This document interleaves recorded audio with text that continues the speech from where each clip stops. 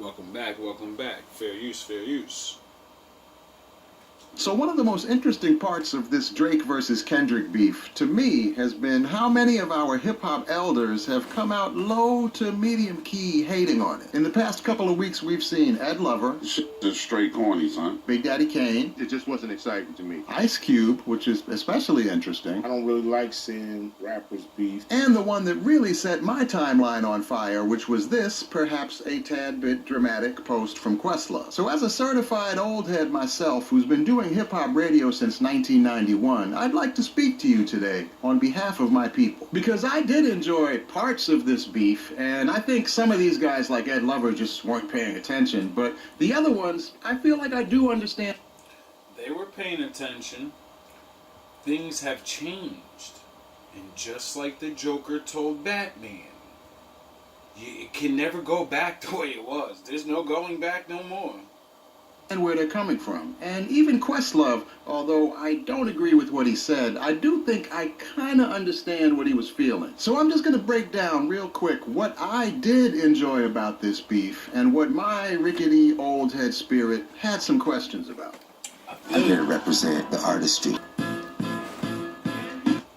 Me being a younger, older head, meaning when these niggas was doing their thing, I was the people listening to it, and my older brothers would, they put you on shit. So I'm the generation that grew up on you niggas. So I definitely get to judge you. I'm the results. You get it? You get it? We watched the whole thing. We definitely get to judge. And the older ones above us.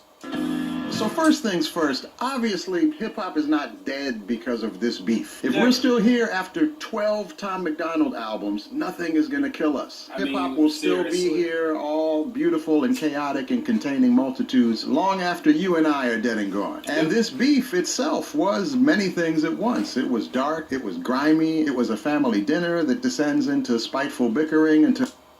It was a complete rip-off of another art form, but nobody gets it. But this white guy's about to explain it, and I've been seeing this coming for years. And if the real shit comes out, everybody's gonna be real surprised. Till everyone just walks home staring at the ground in icy cold silence. And it was also, if you could stomach that side of it, some of the best hip-hop theater I've ever seen in my life. Yeah. I mean, come on. That night that Family Matters and Meet the Grams dropped back to back, I'm gonna be on my deathbed looking back on that as the last time I felt Keyword, theater. truly alive. And contrary to what Questlove said, I think this battle did have a winner, and a very clear loser. I already see you Drake fans out there retreating into your MAGA posture and committing to a lifetime of denial, but Kendrick out-barred him, out-angled him, out-strategized him, out-sociological critiqued him, out-charted him, out-make them dance at the club to him. And if you think I'm saying this from a place of bias, look, the only bias I have is that I really, really don't like Drake. So yeah, I came to this drama with a very clear bias towards both sides that made the whole arc of the drama very satisfying for the parts of me that enjoyed it. But when... Not me. I wasn't biased at all because I like Drake just as much as I used to like Kendrick Lamar. I'd only pick certain songs, just like I do everybody else. You know? They're just not my favorites because this is not my era. I already have my favorites. I'm gonna like the new niggas, and if they, I don't know, it's just I don't know. I fuck with both of them now. the beef first started, I wasn't just rooting for Kendrick to kill that man. My initial perspective was I was just excited to see a back and forth from two of the best rappers in the game who represent two very different visions of what a rapper could be, but are both cut from that cloth where they are committed to being the best at this craft and are ready and willing to prove it with some good-ass rapping, which is the type of beef this was until it became way more than that. And the further it got from that kind of friendly fade, as Kendrick put it, the more conflicted I started feeling about the whole thing. My generation, we just grew up on a different type of beef than this. And for a lot of us, Kendrick versus Drake, much as I did enjoy it, did also kind of feel like rap beef's final descent into madness. No. it got descended into the next level majority of rappers can never do. See, I'll let that happen. So before we get started, I want to be clear that none of what I'm about to say applies to all young people or all older people. And I also have to acknowledge that rap beef has always been messy. Casual misogyny and homophobia have been a constant on classic diss tracks since at least The Bridge Is Over, on which KRS-One brought a teenage Roxanne Shante into it, even though she hadn't even said anything. She was just a woman affiliated with the other side.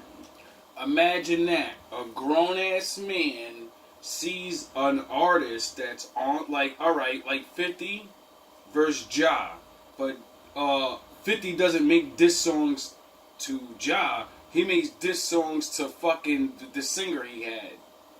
Imagine that. He just starts beefing with her, calling her out. Imagine, or not, let me not put her because she doesn't rap. Imagine, like, what's her name when she was with Young Money and them, when Drake was all with them, Nicki. Imagine another artist being on a squad and then singling her out as a man and not calling out the other, you know, imagine. People would be like, boo, what are you doing? But the old niggas did it, and she was young as hell, so, you know, when we talk about going in hard and just going to rip people's heads off, go listen to Roxanne battle. Go listen to that young woman put work in. Time is a flat circle. So there's always been a few things we had to compartmentalize, and there's probably a lot of stuff in those classic beefs that I wouldn't digest the same way now. But do you even know who Roxanne is? Do you even understand she's one of the reasons why most female artists are even... Do you understand that? That's one of your foremothers. Do you hear anybody saying anything with bars about Roxanne? No. Because they have no respect. But these chicks will talk that battle rap shit and just give respect to the chicks from the 90s like chicks wasn't battling back in the day when they was. I think the first obvious generational divide is back then with those 1980s beefs, half the time we weren't even totally clear on what the beef was about. Chicks got in the game back in the day beating dudes up with the pen, not other chicks. You chicks are so lucky you only get to go against other chicks. Stop playing. Even if there was an official reason on paper, we all understood it was really just about showing your skills and seeing who's the nicest. Yes. And even a little later on, with stuff like Ice Cube versus NWA that had more clear-cut grievances, it was never... Ice Cube, NWA, in every single beef track that ever existed is what Kendrick did to him. Everything. Everything that was a #1 hit, he took the element of everybody's greatest songs and he masterpieced this guy to death on top of having bars. Really a sense that we needed to worry too much about it getting more serious. Up until we witnessed the killings of Tupac Shakur and Christopher Wallace. For younger people who grew up in a post-Big and Pac world and the specter of death hanging over every beef is all they've ever known, I think it's just a little easier to take the possibility of a beef going too far for granted as part of the game. And I'm not saying that to judge. I think it's only natural. But people who lived through the trauma of those back-to-back loss of innocence moments are just going to tense up a little more easily when the beef starts getting weird. I don't want to hear, well, I ain't gonna say nothing. Another huge tectonic shift that's happened more gradually is how the internet has just warped everything about how we relate to art and celebrity in general. And I actually saw a video with Alchemist talking about this beef that got at one part of that change pretty well. I mean, it's definitely interesting. You know what I'm saying? I'm tuned in. Shout out to Alchemist. See what it is, but it's pretty crazy now. It's like they want blood. Those beats helped me write all through these years, bro. I wish the men like you still was out here, at least, you know, putting your, I don't know what you're doing behind the scenes, but, you know, shout out. Everybody wants blood. It's like, it reminds me of Gladiator. Yeah, like, right? You know what I'm saying? I don't remember it being this, like, hourglass or, like, it's been 3 days, it's been 4 days. Imagine you're the artist. Now you got to run there and to appease an internet of people who make... You know what I'm saying? I don't remember it being this like hourglass or like, it's been 3 days, it's been 4 days. Imagine you're the artist. Now you gotta run there and to appease an internet of people who may, after you do it, go, it's trash. Or, Yeah. okay, let's see what's next. Right. Yeah, exactly. And most artists cannot and have never in their fucking careers, none of you ever reached that level. You know who reached that level? Those battle rappers that don't get all this fucking recognition.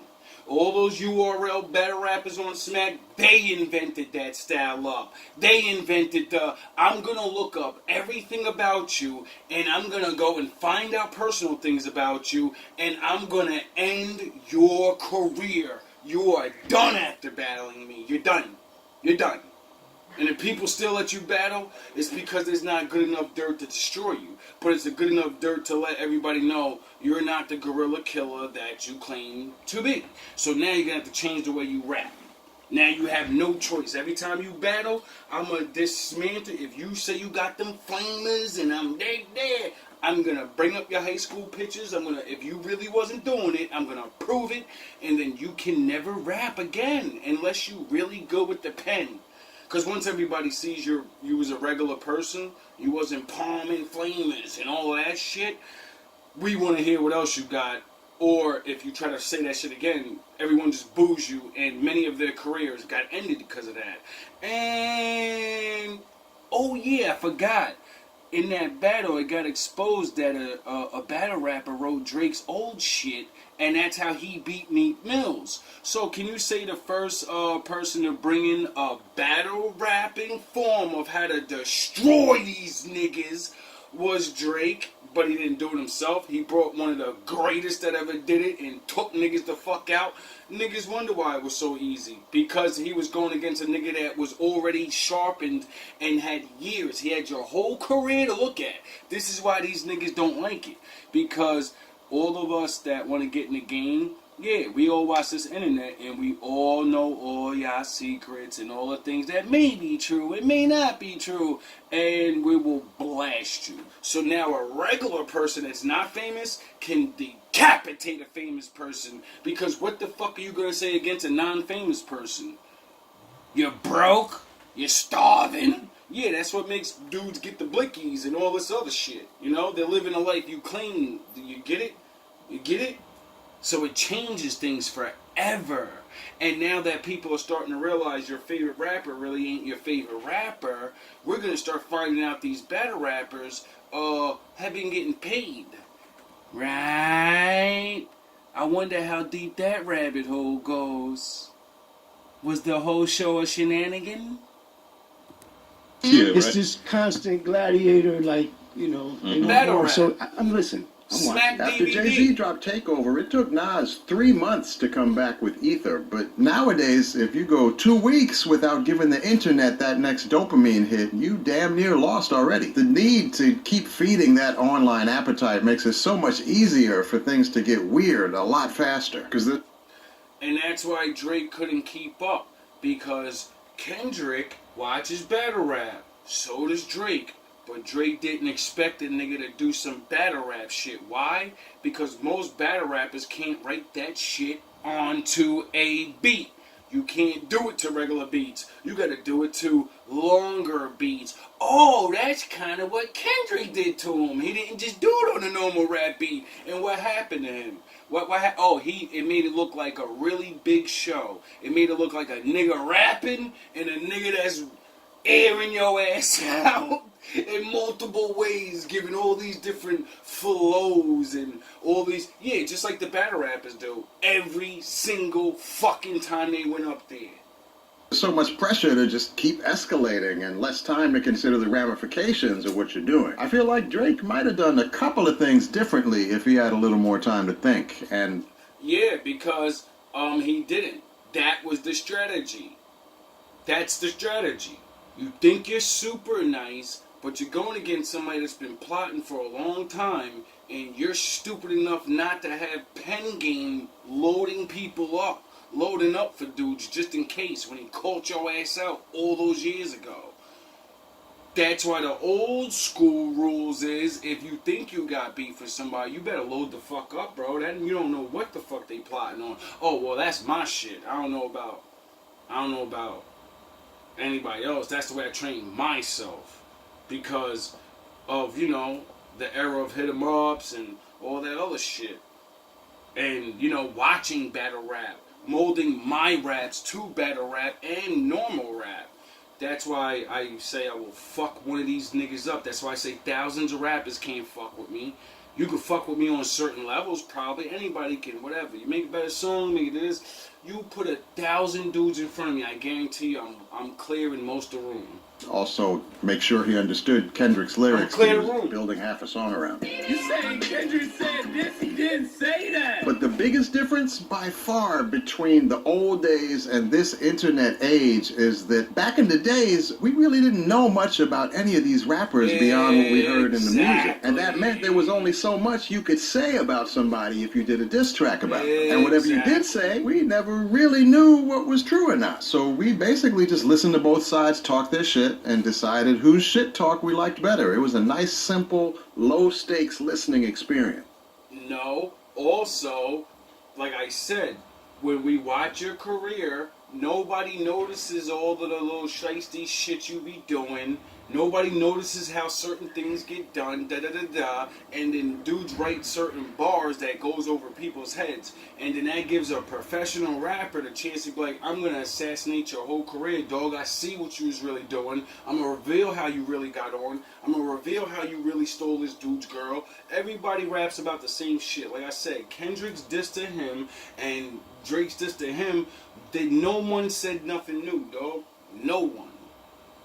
All it was everything combined. He combined everything. He put ether, hit him up, no Vaseline, fucking everything there was, and then added in, shout out M, cause the Meet the Grams, that's Stan, dog. That's Stan. That's Stan rewritten, and I wouldn't be surprised if you cause I'm a rapper, dog. I know shit when I hear it. It's like if the line is dope and he dissed you, it's dope, man. Yeah, I is from the same spot, right? Now this is just speculation. We already know Daylight wrote Drake shit, didn't get paid, got jerked. So he's from the West Coast. M's on the West Coast. Kendrick's on the West Coast. All these people that are fucking disgusting with the pen. Danny Myers, shout out Legend Dog. A lot of niggas don't respect you, but I do.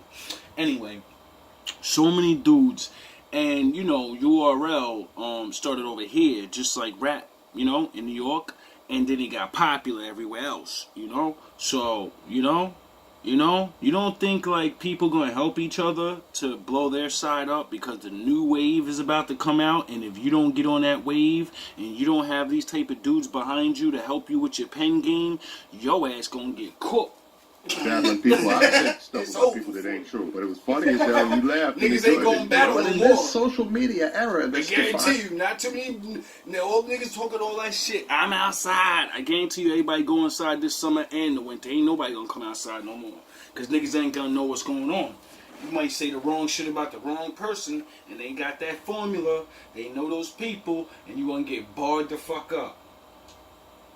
basically just listened to both sides talk their shit and decided whose shit talk we liked better. It was a nice, simple, low-stakes listening experience. It's like if the line is dope and he dissed you, it's dope, man. In my days of battling people, I've said stuff about people that ain't true, but it was funny as hell. You laughed and enjoyed it, But in this social media era that's defined by everyone knowing way too much about everybody, or feeling like they do, rap beef has been shifting more and more from low-stakes shit-talking into this whole elaborate propaganda war, where both sides gather all types of information and build a whole dossier about their opponent, and then in order to make sense of the beef, we gotta analyze this whole Pepe Sylvia corkboard and figure out what we actually think is true or not.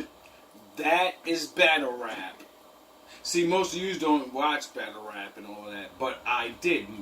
Since it came out till, they started getting on that Satanism shit. And, Never mind. Anyway, y'all connect the dots eventually. Anyway, so as I seen this, and I seen the artists that started getting bigger in battle rap and making money and getting deals, and all of them start calling out the best rappers ever and say, I will rip your motherfucking head off your shoulders, dog. I don't care who likes you. I don't care how long your shit's been hot. I will rip your head off your shoulders. I know so much about you, and what you think all of us ain't writing? And what happened? Murder Mook called out M. Yeah. So when people say, no one will call him out, young niggas back in the day was ready to rip his head off. Could he have done it? I don't know. But look at what he's done to all those other people. And, now he gives respect to M because any real rapper knows you got to give respect where it's due. But that doesn't mean you won't battle somebody if you watch their whole fucking career. Because you know what you're going to say against them. What's he going to say against you? What can he say? See, that's how battle rap is. It's strategic. It's the next level of what niggas do on the... it's the art form of what it used to be. Back in the day, there was no beat. When you battle rapped, you ran up on someone's block and said, let's get it. We didn't have the boom boxes out with the beats all the time. Nah, dude, you just get it. You just go. And then it got commercialized and people made songs and beats, and then now we're where we're at.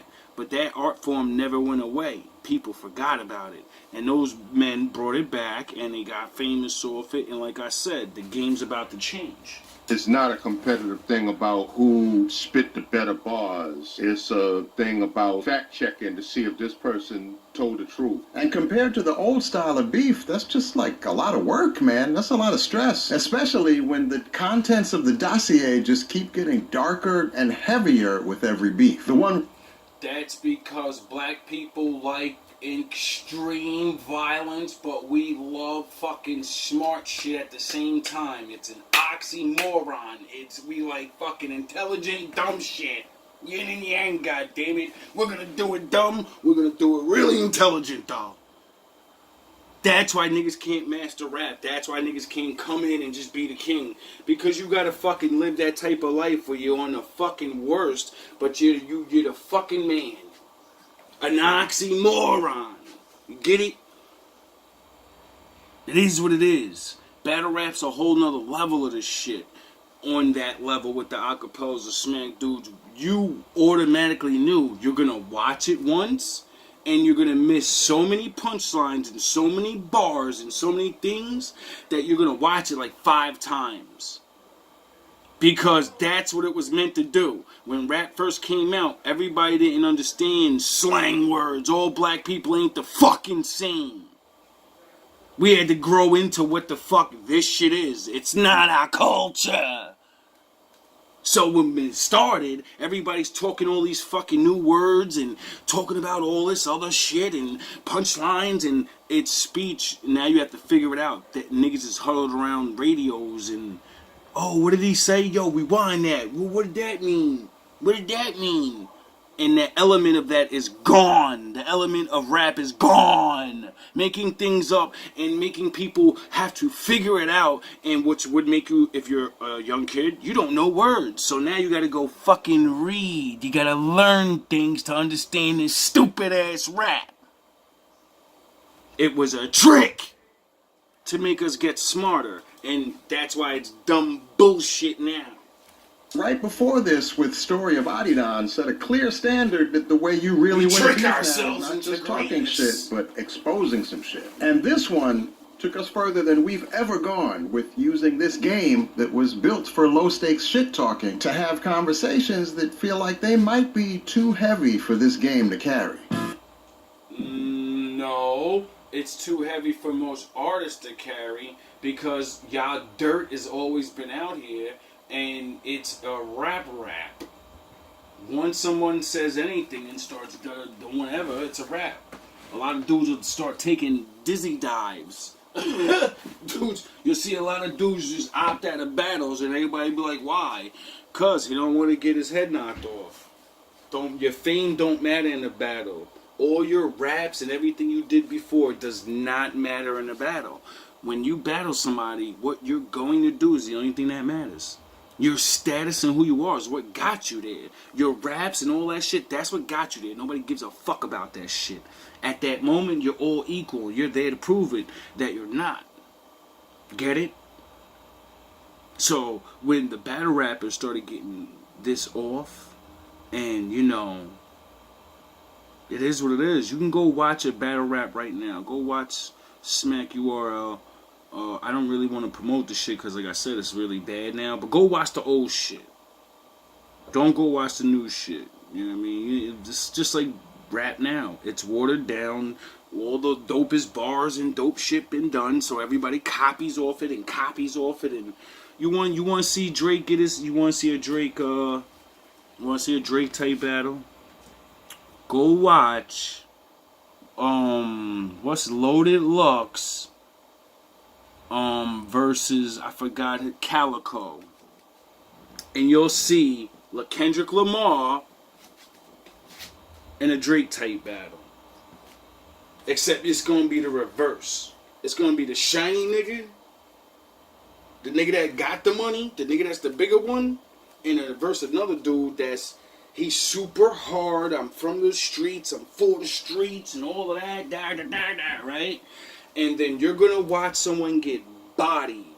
And you're going to see what I mean by when I say, if you're a super thug rapper, I will fucking body you. Why? Because it's been done before.